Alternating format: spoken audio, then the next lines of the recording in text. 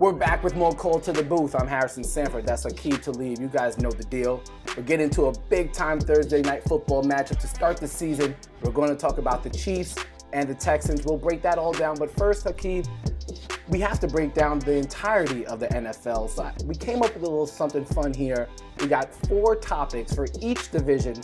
We want you to pick your sleeper pick, your buyer beware pick, your red zone warning, a guy that's, if you're operating your fantasy football team, is destined to get touchdowns. And then we're also going to have our can't miss picks, and those should be pretty obvious. And then, if you have a team where the secondary is just elite, you don't want to play your wide receivers against them, we'll call that our no-fly zone. But those will be special. You can't just throw them out anywhere, right?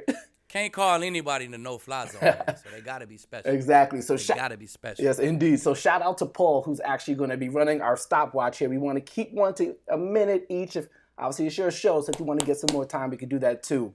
Let's go, Paul. But let's start that clock, baby. We got 1 minute, and we're going to go with the AFC West. Who is your red zone warning? Red zone warning. I'm going Clyde Edwards-Helaire. Did I say that right? Clyde Edwards-Helaire? Yes, you did. Oh, he's going to be a familiar name soon. Man, hey, Damian Williams, he does great in the red zone for the Chiefs. And with this guy in there, man, they're going to be anxious to feed him the rock.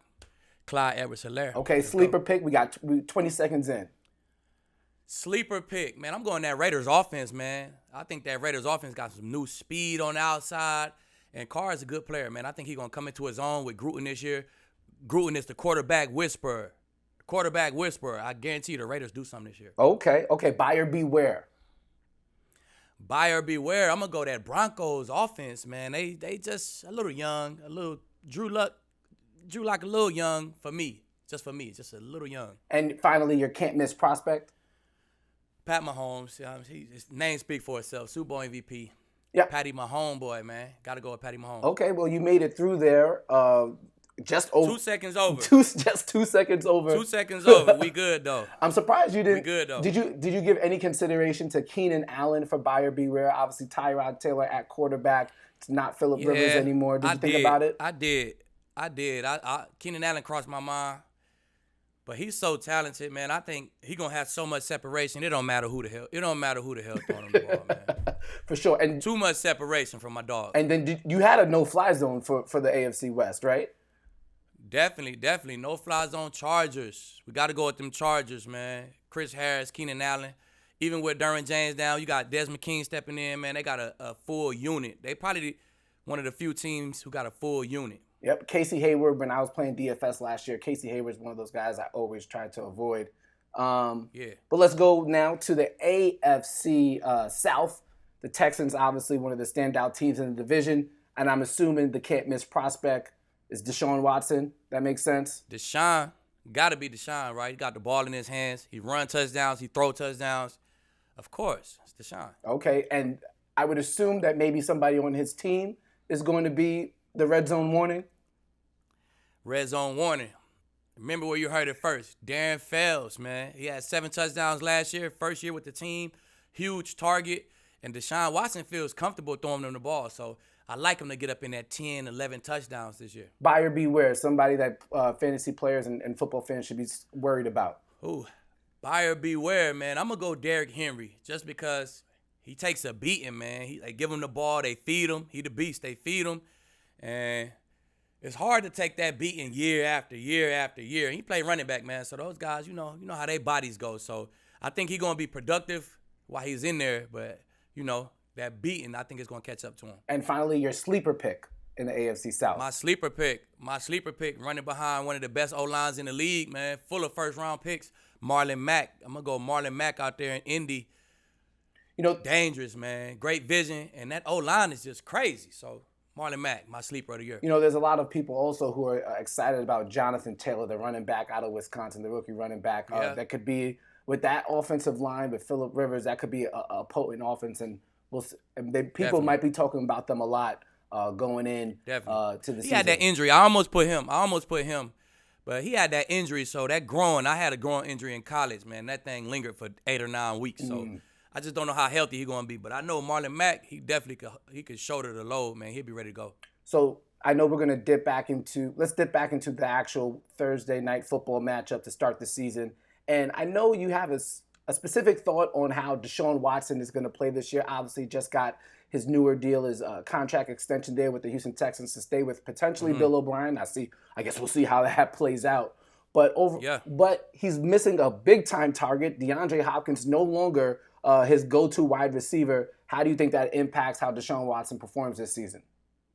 I don't think it'll slow him down too much. Of course, when you take a guy like D Hop out the offense, you slow down a little bit. But I mean, you replace him with Brandon Cooks, and shit, he's not slowing nothing down. I mean, now you got Fuller on one side, you got Cooks on the other side, you got a running back who could catch the rock out the backfield, and then you don't have now I ain't saying Hop is a prima donna, but guys like Hop. If I'm a quarterback, I'm gonna make sure I throw him the ball 13 times this game.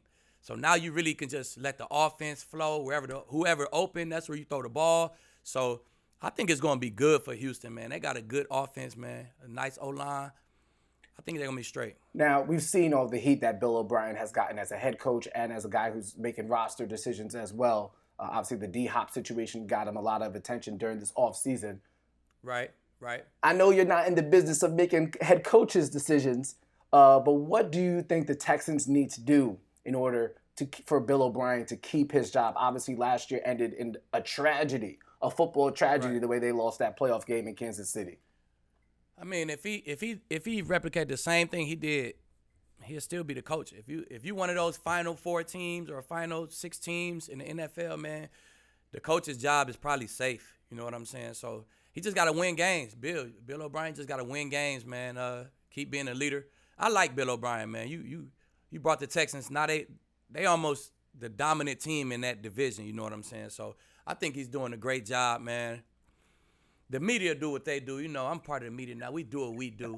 There we go, man. It's a we thing put guys on the hot seat. It's a we thing now. Yeah. It's a we thing now. We put guys on the hot seat all the time. But as long as you winning games, Bill O'Brien, man, you all right with me. Okay, and well, then he also has to make sure that Deshaun Watson stays protected. I know a lot of fantasy football players are always worried about Deshaun with that offensive line, man. Yeah. It's getting better though. I think the experience makes him better.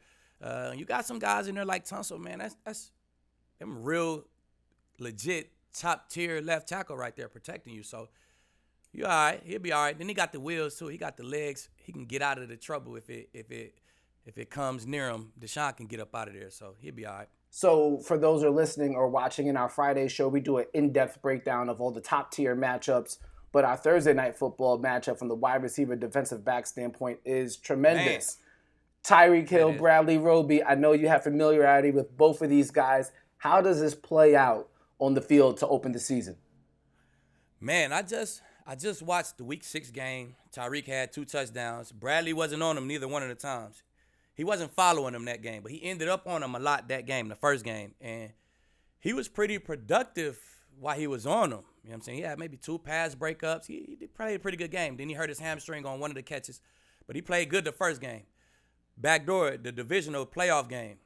Shit, Roby, I think he had like 40 yards, 3 catches, 40 yards. Roby did a hell of a job shadowing Tyreek Hill that game. So I'm excited. I think it's he's super familiar with him. I mean, all the Bronco years playing against him. We got Tyreek Hill's coming out party in in Denver.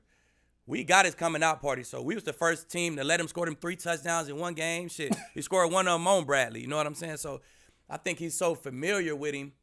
That's why he's on really, and Bradley can run. That's why he don't really fear his speed. He kind of knows him really well. You know what I'm saying? So I'm ready for the matchup, man. It's a night game. Both of the guys is healthy. I'm pretty sure young Robe, he will be following Tyreek. So I'm excited, man. It's gonna be a good matchup. All right. So you've seen Tyreek Hill on the field. All right. His nickname is Cheetah. Is it appropriate? Cheetah.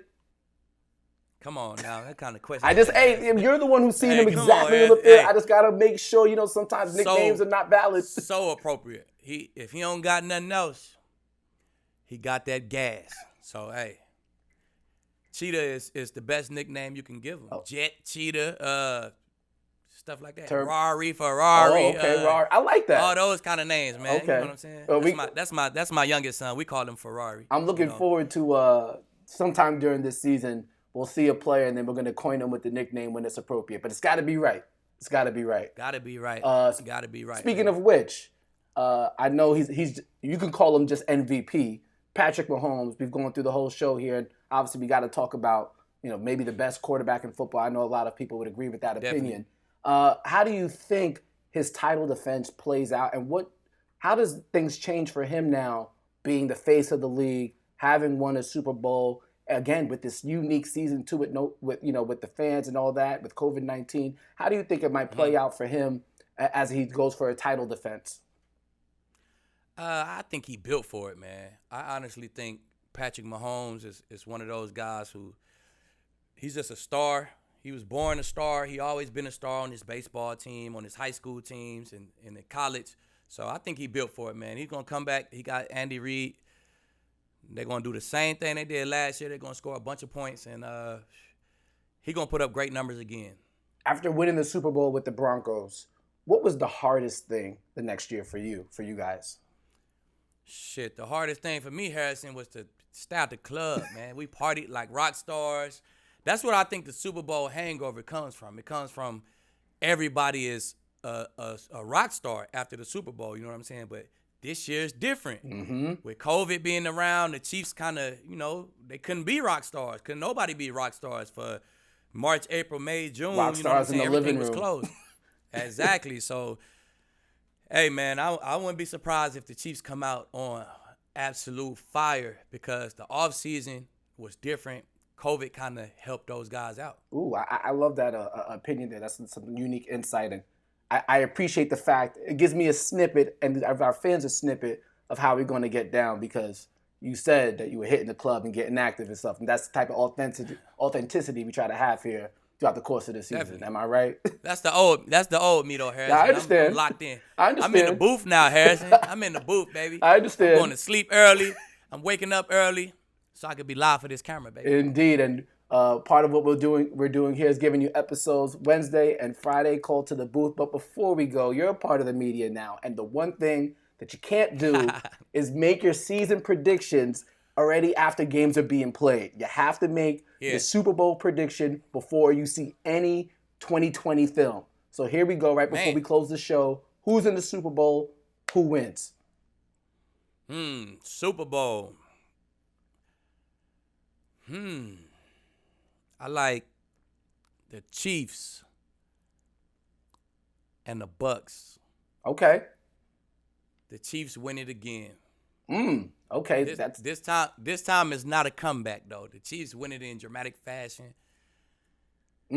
Patrick Mahomes takes down the GOAT. Hey, listen, Chiefs win it again. If he does that, I mean, he's already on another level. If he has the talent, and then you start putting that talent with the accolades, that's a scary proposition. We'll see if it's gonna be a good one. Yeah, we'll see if you're right. I don't know if you knew this, but I am a Giants fan. I'm not gonna ask you for a prediction just yet. We could actually get that on our Friday show when we break down the NFC East. They're getting better. They're getting better. But I've gotten to see 2 Super Bowls in my lifetime, so I'm kind of pleased. I was a Knicks fan, and that I had to detach myself from it because it's too stressful. Too many years. Sometimes you got to get your hands off. Hands off is better sometimes. Exactly. I feel that. But nonetheless, I appreciate everybody who listened to our first episode. We'll be back on Friday with more Call to the Booth. We'll be breaking down DFS lineups, wide receiver, cornerback matchups, and a whole bunch of stuff that you should be listening to from now to the end of the season. Before we go, Aqib, you got any words for him? Hey, Call to the Booth, baby. This is my new home. Y'all check us out. Check the next show out on Friday. I'm here all year. Hey, tune in, man. Subscribe to the channel. Follow us on Instagram, on Twitter. Man, check us out, baby. Call to the Booth, man. We live, direct, football all season.